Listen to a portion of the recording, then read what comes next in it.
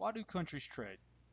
The simple answer is the gains from trade, the net benefit a country receives from trading goods and services with another country. If we considered a country that was an autarky, then this country is telling us that it's going to be completely self-sufficient and provide all of its goods and services to its citizens. That means that it doesn't have to rely on any other country in the world to provide any of the goods and services to its citizens. For instance, here's the United States. The United States isn't an autarky, but let's assume that they could be an autarky. What this means is that the U.S. is going to essentially close its borders to any potential countries sending their goods and services to them. So does this mean anything to the U.S.? Well, yeah, they're not going to enjoy any of the benefits that could come from trade. Let's look at a two-country, two-good model. We have Mexico and the United States. Each country has four different possibilities in their production possibilities tables. They are both producing burgers and phones, and as you can see at possibility A, Mexico can produce 6 burgers and 0 phones. And as we move down to possibility D, Mexico can produce 0 burgers and 24 phones. The United States can produce double the amount of burgers at possibility A compared to Mexico, but still cannot produce any phones. As the United States moves down its production possibilities table to possibility D, it can produce 0 burgers and 24 phones. To understand how these totals arise, we need to understand the factor endowments for each country. Mexico has 24 worker hours available. Each burger produced in Mexico uses 4 hours of labor. Each phone produced in Mexico uses 1 hour of labor. The United States also has 24 worker hours available. However, the U.S. only uses 2 hours of labor to make one burger, compared to Mexico, who uses 4 hours per burger made. This means that the U.S. has a higher rate of productivity in burgers compared to Mexico. However, both the U.S. and Mexico use 1 hour of labor to produce one phone. Based on this information, we want to know, can these two countries gain from trade? On the surface, it doesn't seem like the U.S. would want to engage in trade, since the U.S. can produce more burgers than Mexico and the same number of phones. This lets us know that the U.S. has an absolute advantage in burger production.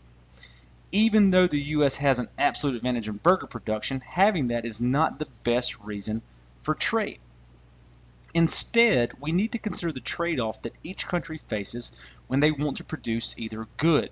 For example, suppose Mexico wants to produce at possibility B and have 4 burgers and 8 phones.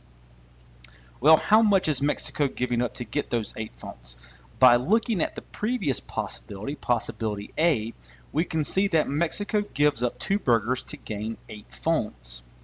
If we simplify those numbers down, then we can see that Mexico faces a 1 burger to 4 phone trade-off. Or we can say that for every 1 phone Mexico wants, it has to give up 1/4 of a burger. Let's do the same for the U.S. At possibility B, the U.S. produces 8 burgers and 8 phones. Had the U.S. been at possibility A, it would have had 12 burgers and 0 phones. The U.S. had to give up 4 burgers when it moved from possibility A to possibility B in order to get 8 phones. This means the U.S. has a 1 burger to 2 phone trade-off, or for every phone the U.S. wants, it has to give up half of a burger. Since these two countries have a constant trade-off between their goods, the ratios remain the same as we move from one possibility to the next. Knowing these relative trade-offs between each country allows us to determine the comparative advantage when a country or producer can produce a good at a lower opportunity cost than another country or producer.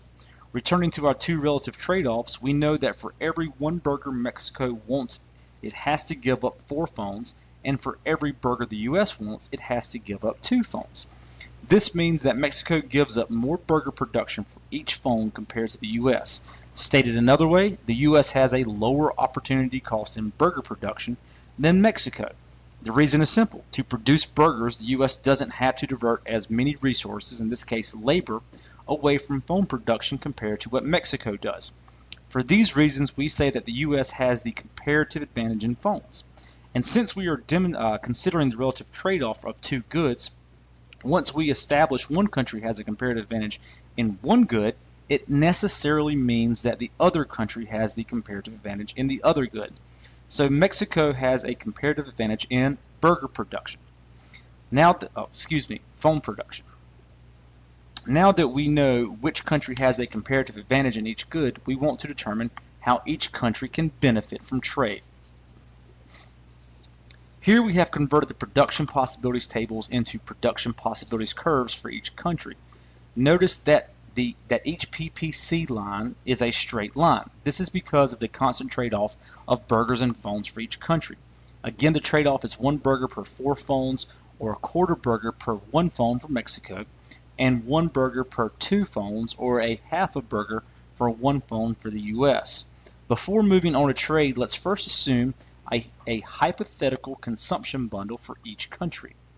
Mexico chooses 2 burgers and 16 phones. The US chooses 8 burgers and 8 phones.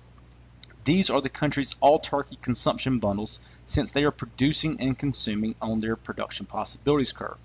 If these two countries engage in trade, they'll first want to produce their comparative advantage. Recall each country's opportunity cost of burgers. Next, they'll need to establish a terms of trade. Each country wants to make sure that the terms of trade benefits them, so they won't agree to a terms of trade that is outside of their relative trade-off. That is to say, the U.S. won't accept any amount of phones from Mexico that is less than 2 phones per 1 burger because the U.S. can do that on its own. And Mexico won't accept less than a quarter burger per 1 phone because Mexico can do that on its own. Since we know what countries won't accept, it becomes relatively easy to determine what countries will accept. To find the terms of trade, stack the relative trade-offs on top of one another, and then find a ratio that lies in between them. To keep it simple, I'll use whole numbers for each country. Looking at these two ratios, we want another that is in between them. So let's use 1 burger equals 3 phones.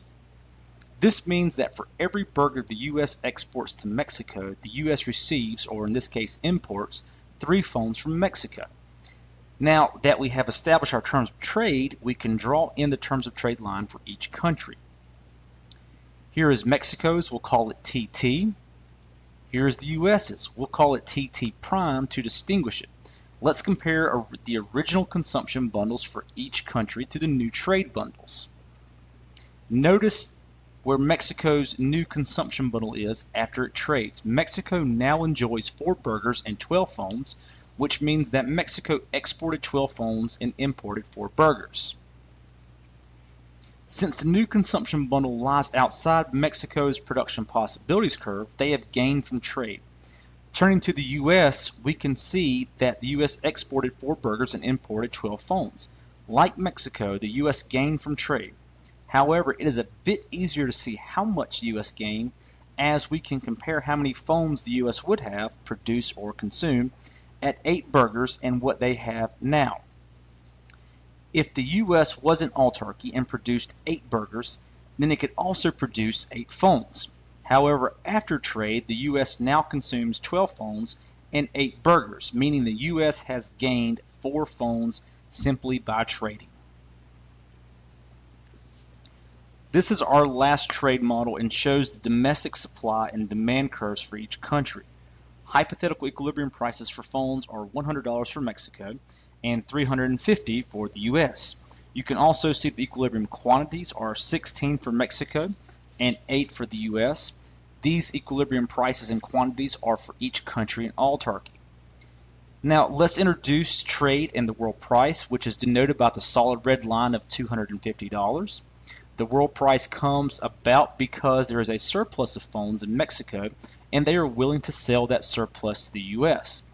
The surplus is found by noting the quantity supplied is 24 and the quantity demanded is 12. When trade occurs, Mexico could charge a higher price than their domestic equilibrium because it is less than the domestic price of phones in the U.S. Mexico now exports their surplus of 12 phones to the U.S. at a price of $250 for each phone. Again, notice the world price is lower than the U.S. domestic price. At a world price of $250, U.S. domestic quantity supplied falls to 2, whereas U.S. domestic quantity demanded is 14. The difference between the quantity demanded and quantity supplied is 12. This is also a shortage of phones in the U.S. This shortage is filled with the surplus from Mexico, and this becomes imports. Let's put one last wrinkle into the U.S. market for phones. That wrinkle is a tariff, which is a tax on imports. Let's assume the U.S. government imposes a $50 per unit tariff on imports, causing the world price to rise from $250 to $300. With the new price, domestic producers are willing to increase their quantity supplied, but consumers lower their quantity demanded. The new quantity supplied is 5 and the new quantity demanded is 11. So imports fall from 12 to 6 due to the tariff. Not only does the tariff lower the total amount consumed, but it also lowers consumer surplus, or stated another way, lowers consumer welfare. Lastly, the tariff introduces deadweight and efficiency losses. These are welfare losses due to overproduction and underconsumption. What these show are losses in societal welfare that aren't gained back. Even though the U.S. is still better because of trade than an autarky, the tariff reduced the overall level of benefit derived from trade.